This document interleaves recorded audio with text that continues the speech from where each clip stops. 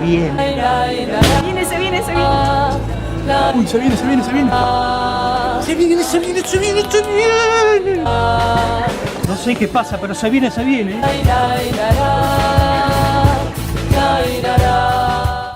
Hola amigos de Se Viene, comenzamos otro programa hoy con una noticia muy triste para esta semana.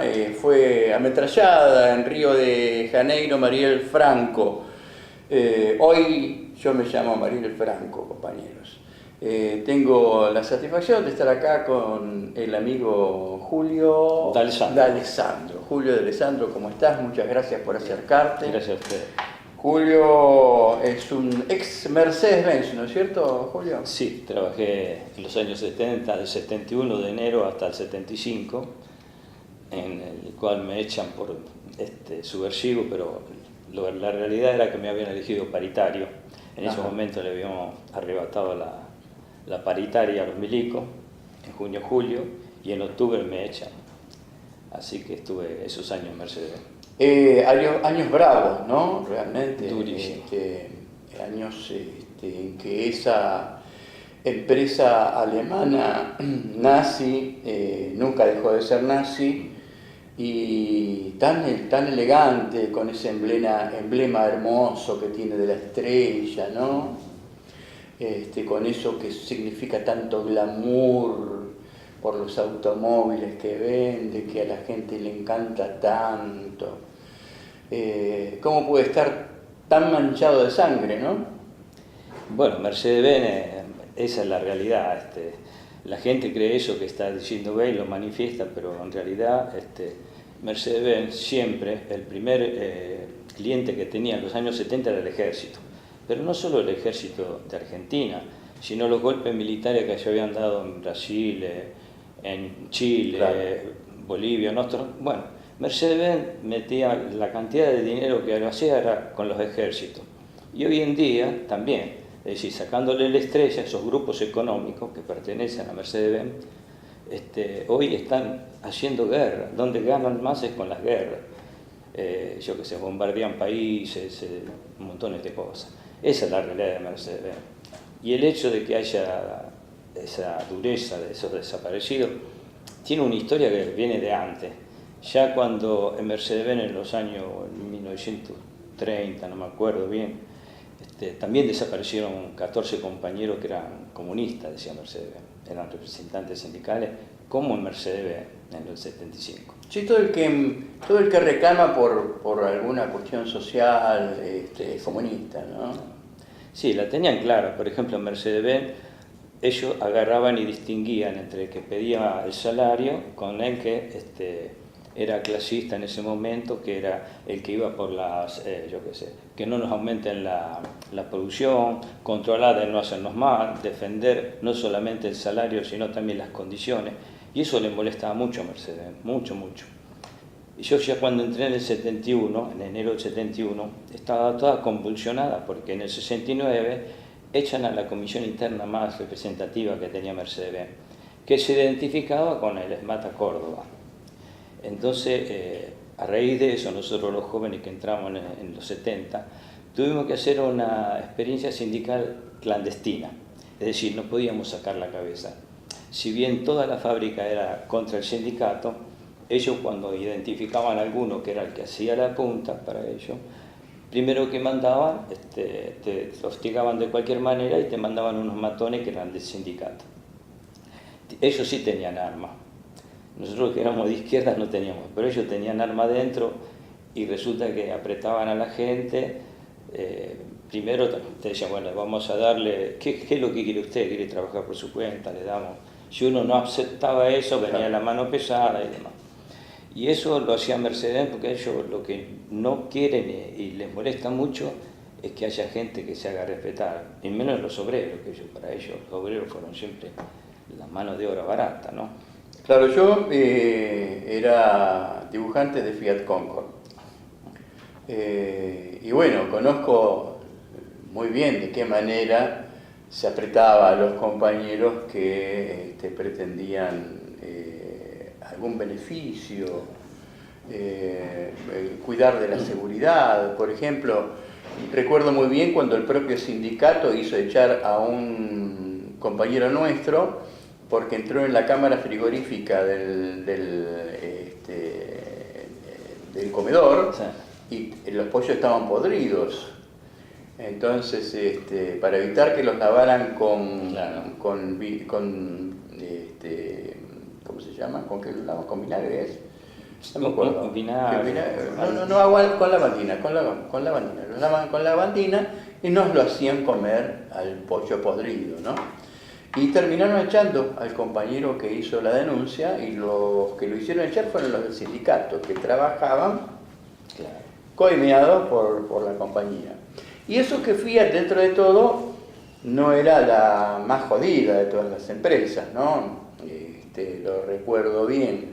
Ahora, te cuento una anécdota de aquellas épocas que tan preocupados estaban con los compañeros que pedían alguna reivindicación salarial o social. Por la misma época yo tenía un vecino de apellido alemán, nazi, porque él se jactaba de tener 2 N's en el apellido y decía, si me pudiera poner 3, me ponía 3, para que no me confundan con judío.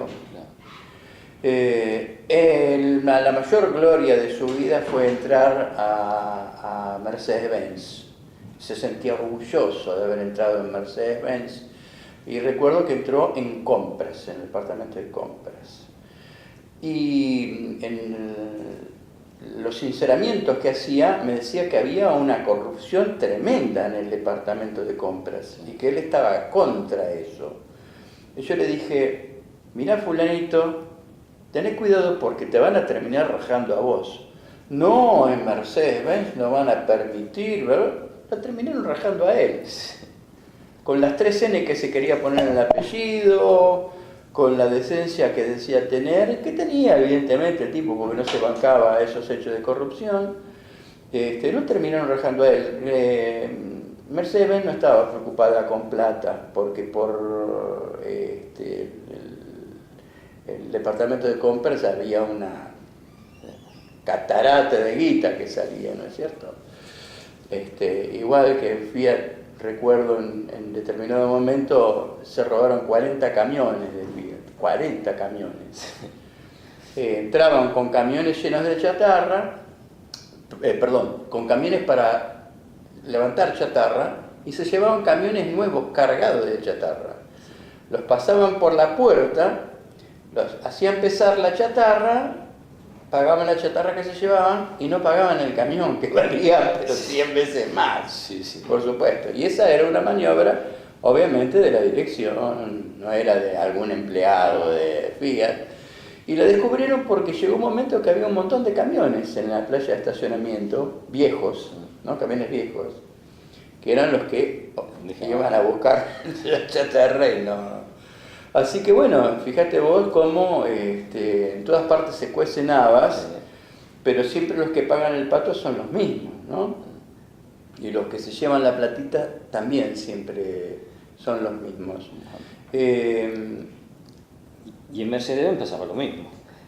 Habíamos tomado la fábrica por 4 días, por la comida podrida que nos querían hacer comer, nos intoxicamos unos cuantos, tomamos la fábrica. Y cuando tomamos la fábrica, ahí fue cuando eso fue en el 74, ahí fue cuando nos empiezan a ver... En la misma época. Sí, a ver cuándo es que nos van a... quiénes son los cabecillas, ahí quedamos ya medio fichados. Pero resulta que en esa toma de fábrica, que nosotros estábamos ahí organizando todo, se llevan 4 motores de camiones. Es lo que pesa, ¿no? Sí. Y claro, se lo lleva, estaba todo arreglado con la seguridad, con ellos mismos. Claro. Bueno, nosotros salíamos caminando como iba a llevar un motor de ahí adentro. No, imposible, en algún bolsillo. Pero bueno, no son nunca, son tremendos, este tipo no les alcanza nunca, siguen siempre en la misma. ¿Y hubo campo de concentración dentro de Mercedes-Benz? No, mira, en Mercedes-Benz, a diferencia de otros lugares, los militares... Como Ford, por ejemplo. Claro, militares, a ver, se da así, en Mercedes-Benz, la FIA, Tensa, y te digo esto porque estamos investigando, no solo de Mercedes-Benz. Peugeot y todo eso, habían hecho todo un plan para empezar a preparar el golpe. Y eso fue después que gana Cámpora. Y en el 74 ya empiezan a hacer las listas. Una de las que yo te dije que estábamos los grupos, los compañeros clasistas ahí, se los empiezan a dar a los grupos de tarea para ver con quién nos organizábamos, esto y el otro, y preparar, a ver cuándo será el golpe y iban a caer todo como fue. Mercedes-Benz en ese entonces había hecho la inteligencia, hacía la inteligencia dentro de cada sección. En nuestra lista la figura Nu, que es un facho, un fascista. El tipo pues, se jactaba, parece que el cuento que estaba diciendo vos, esos tipos alemanes que se jactaban de esto y del otro, y la firma, la impunidad que tenía, que esa lista que nosotros le robamos y le entregamos, el juzgado número 2 de San Martín, la había firmado él, estoy yo y otros compañeros más. Pero eso no era solamente, toda esta fábrica hacía las listas de inteligencia para el clasismo, pero también financiaba. Mercedes-Benz, como Ford y como esta de Techín que trabajaba Martínez Dion en Villa Constitución, bueno, toda esa fábrica tenemos las listas nosotros que daban el 1% para erradicar la guerrilla fabril. Pero no se la daban directamente a los policías, al ejército o a las bandas, sino la pasaban a través del sindicato. Entonces, hace poco, yo estoy yendo al juicio de San Martín, del Ford, y los compañeros dicen, bueno, todo ese dinero que fue al sindicato nunca apareció en el sindicato, y nosotros decimos lo mismo. El dinero que metió la Mercedes, sabemos para qué era, pero le decimos a la justicia que tiene que investigar. Claro. Entonces ellos hicieron la inteligencia y la financiación hasta el 76. Y yo todo eso lo tengo porque en el habeas data de mi historia, en la policía, resulta, ¿viste? Que se me siguen, con quién me encuentro, esto y el otro. Eso ya a mí me echan en el 75, y bueno, eso fue lo que hizo Mercedes-Benz prácticamente con todas las demás. Porque nosotros decimos que eso fue un plan sistemático para agarrar y erradicar lo que era la clase obrera más avanzada en ese momento. Ahora no sé, pero en ese momento Argentina, por toda la influencia que teníamos de los inmigrantes y demás, teníamos una capacidad de movilización ideológica, pero muy importante, que era lo que queríamos y por qué peleábamos, no solo por el salario. Entonces hubo un plan sistemático, eso es lo que nosotros estamos diciendo. Y ese plan sistemático nosotros ahora lo estamos demostrando, aparte con las investigaciones y los pocos compañeros que nos quedan. Y a través de este documental que tenemos que se llama Buscamos Vida. Estamos haciendo una campaña con el padre del negrito Floreal Avellaneda, que el primer juicio que se hace en Campo de Mayo se hace por el negrito Floreal Avellaneda. El padre, un compañero nuestro, ahora se murió, empezamos a hacer toda esta movida y empezamos a ir a todos los juicios para impulsar no solamente a los que apretaron el gatillo, sino a los que financiaban, claro, y los que hacían la inteligencia. Y eso fue así y está colaborado porque en el momento de que Isabel Perón, en el 75, en octubre, hace un decreto para que lo empiece a financiar el Ministerio de Bienestar Social, que estaba en López Rega. Pero hasta ese momento la plata la ponían las multinacionales. Yo no digo todas, pero nosotros queremos que vayan presos las que participaron. No estamos en contra de toda la industria, sino de los que participaron. Esa es una campaña que estamos haciendo. Mercedes-Benz, por ejemplo... Perdóname, vos sabés que bueno. Disculpame, yo mucho no te creo, te digo por qué. Porque estás hablando mal de una empresa que era dirigida por un campeón argentino. Me parece todo... Es tan linda la historia de nuestro campeón. Sí, bueno, hay una cosa. Mercedes-Benz tenía un director, ahora te voy a aclarar porque Mercedes-Benz tiene un director que se llama William Mossetti, que era ítalo-americano, un tipo del ejército de Estados Unidos que tenía la máxima capacidad. De 200 salen por año, esos los mejores graduados. No puede ser. ¿Cómo un militar en Mercedes-Benz? Sí. Y estaba bien tapadito, porque cuando había que inaugurar algo siempre mandaba a otro. Ahora, en el momento que empiezan a desaparecer los compañeros, ¿a quién ponen de director para tapar a ese señor que nunca aparecía en ningún lado, que era el que tenía toda la conexión con todos los ejércitos latinoamericanos para venderle los camiones, Unimog y demás. Ponen a Juan Manuel Fangio. Él se prestó para eso. Tanto los compañeros de la familia desaparecidos iban a verlo, esto y el otro, y él hacía como que no entendía nada, que no... Claro. Bueno, eso fue... Tampoco nunca supo que tenía un hijo, tampoco, ¿no? Sí, bueno, ya a mí me bastaba con eso que hacían de cubrir a este director, que era Mossetti. Y bueno, tienen cada cosa extraña. Mercedes-Benz no extraña, ellos lo que quieren es hacer dinero a cualquier costa, ¿no? Por ejemplo, me estaba yendo del tema, me preguntaba si voy a eso. Mercedes-Benz, la característica de Mercedes-Benz era, primero, no quería que hagamos paro. ¿Por qué eso? Porque la mayor parte del dinero que entraba a Mercedes-Benz de ganancia eran por las ventas de vehículos militares. Entonces agarraba y le daba 2, 3 veces más lo que le correspondía a cualquiera y los echaba. Y como alguno no quería irse, como en el caso mío, te mandaban las patotas del comando de organización, armaditos hasta los dientes. Cada vez que venían a mí, venían todos los compañeros, me protegían, no pudieron hacer nada. De todas maneras, esa era la práctica de Mercedes. No quería conflicto.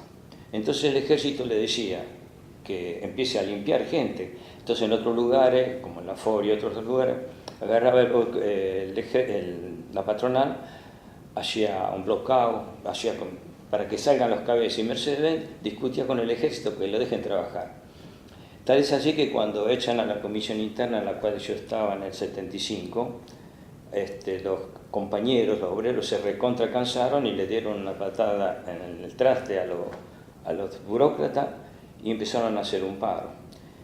Y Mercedes-Benz hasta ese momento no quería saber nada. ¿Por qué? Porque quería entregar. Bueno, los compañeros empiezan a hacer sabotaje y se producía el 60%. Era un montón menos, claro. Pero no le interesaba nada a Mercedes-Benz. Quería terminar de vender todo eso que tenía contratado. Una vez que contrata empiezan a desaparecer los compañeros. Esa es la característica. Entonces Mercedes-Benz, para algunos dice, pero Mercedes-Benz no era como la Ford o como en otros lugares donde mandaron enseguida a reprimir esto y el otro. No, ellos estaban guardando que se concluyan todos los contratos que tenían, que era de un montón de plata, porque entre una dictadura argentina y otra dictadura, yo qué sé, chilena, lo que sea, los precios no los mete el Congreso, los meten claro, ellos. Entonces eran tantas las ganancias para unos y otros, porque todos meten la mano, que Mercedes tenía un compromiso de producción muy grande. Esa característica tenía Mercedes, agarra y siempre quería tratar de arreglar y que no entre la gente, que no entre el ejército en la planta. Porque a diferencia de Ford, Mercedes, nosotros obedecíamos, nuestro referente era el ESMATA Córdoba. En cambio, en el caso de la Ford, era el compañero sano, democrático del sindicato. Entonces, Mercedes trató siempre de tratar de que no haya conflicto. Y si hay conflicto, basta que trabajen lo mismo. Claro.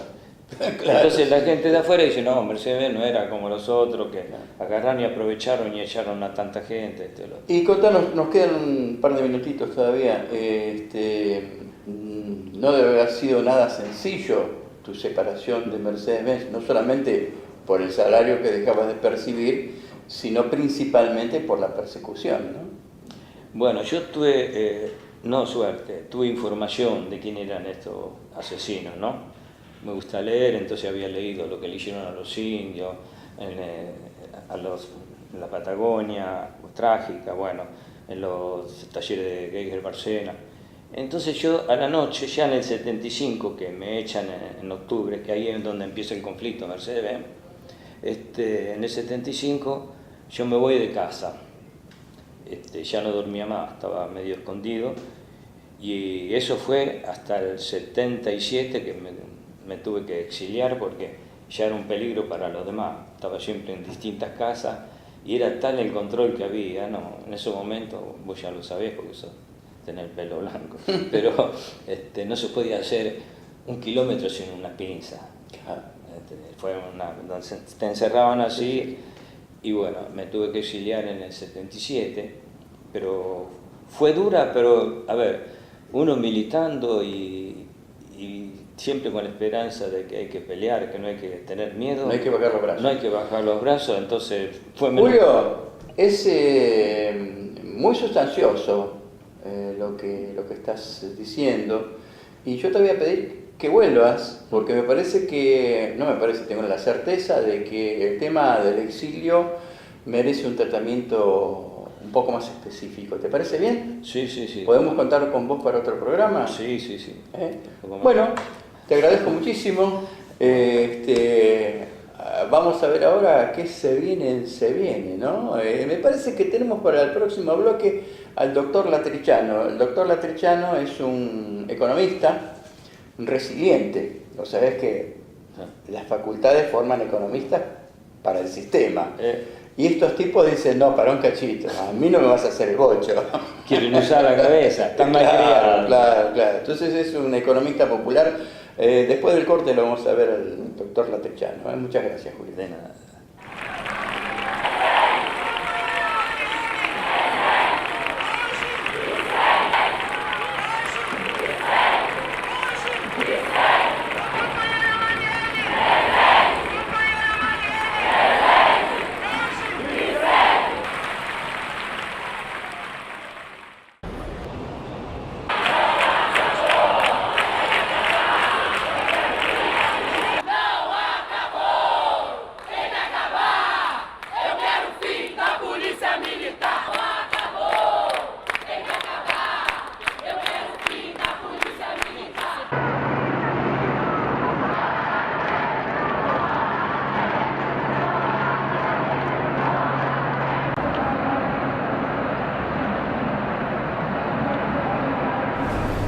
Quería referir un poco a dos problemas cruciales que particularmente vengo analizando en estos últimos días.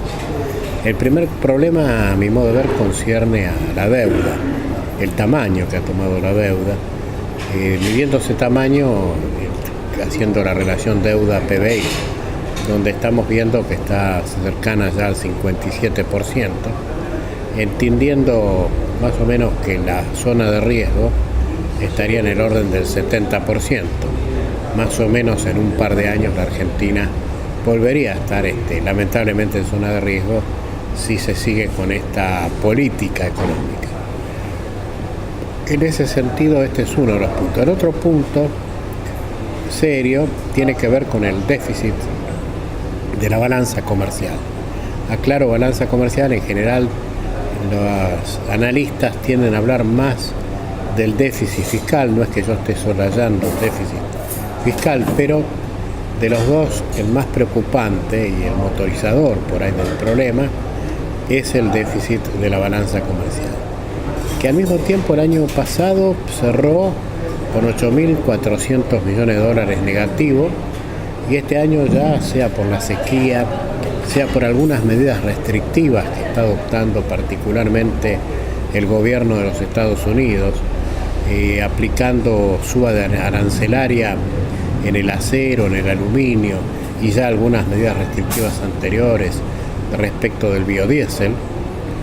Todo esto está impactando, insisto, con la sequía y las medidas de política comercial hasta aquí adoptadas por la Argentina, básicamente de apertura bastante irrestricta.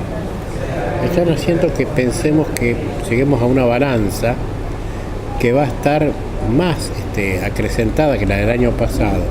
Es decir, claramente estamos pensando en un déficit del orden de los 12.000 a 13.000 millones de dólares. Y esto realmente es otro problema crucial. Entonces surge, a mi modo de ver, discontinuar estas políticas. En cuanto a la deuda, bueno, quizá el paso que haya que tomar es mutar el estilo, que es contraer deuda externa por deuda interna. Ahí algunos analistas desaconsejan esto porque dicen que si el gobierno toma deuda interna, deja sin recursos al mercado local. Pero esta idea me parece que habría que balancearla con lo que está ocurriendo ahora, que esa resta de recursos, si bien no se hace por la contracción de deuda interna, se está haciendo por la emisión de LEVAX. Así que de alguna manera este elemento podría más o menos compensarse. ¿Y cuál es la ventaja de contraer deuda interna? Es que si hay un problema externo, es decir, un problema en la provisión de fondos externos, esto le hace cosquilla al estilo de endeudamiento, porque el país se está financiando en este caso en pesos. En cierta medida el gobierno parte de esto ya lo ha iniciado, toda vez que ha hecho alguna emisión de títulos en pesos, y creo que está en esa línea. Por lo menos el ministro de Hacienda Caputo, en la gira que hizo por el exterior, avisó que este va a ser el estilo. Así que en ese punto estaríamos bien. Donde no estamos bien parcialmente, ¿no? Obviamente hay que hacer muchas más cosas para que el nivel de endeudamiento comience a deshinchar en lugar de seguir hinchándose, y sobre todo en un estado de toxicidad muy serio, porque estoy hablando de deuda externa y no interna como yo. Y por otro lado, el otro tema ameritaría dos cosas. Primero, elevar el tipo de cambio. Ahora me dirán, bueno, pero ya se ha venido haciendo en estos últimos días. No, lo que estamos diciendo es elevar el tipo de cambio en términos reales. Esto es hacer una política que de alguna manera, al tiempo que el tipo de cambio se eleve, se ocupe de evitar esta política de que la suba del tipo de cambio se transfiera a precios. Esto vendría dado por una política monetaria acorde y por una política compensatoria con derechos de exportación, básicamente, que de alguna manera ponga freno a una disparada inflacionaria que se podría producir con una variación del tipo de cambio. Y por otro lado, me parece que, dado que el mundo, tal como lo vemos, se está cerrando, es suicida que la Argentina se esté abriendo. Así que ahí hay claramente una política asimétrica, y habría que hablar de una política asimétrica. Esto es, si el mundo se está cerrando, Argentina debería de alguna manera cerrarse para que de este modo tener un intercambio comercial donde el resultado le dé más favorable.